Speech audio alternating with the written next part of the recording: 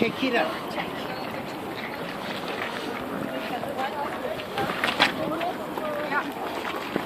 Morgen doen we helemaal.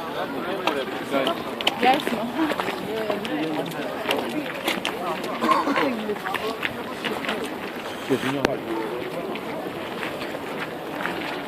Là, clairement, tu peux faire le photo.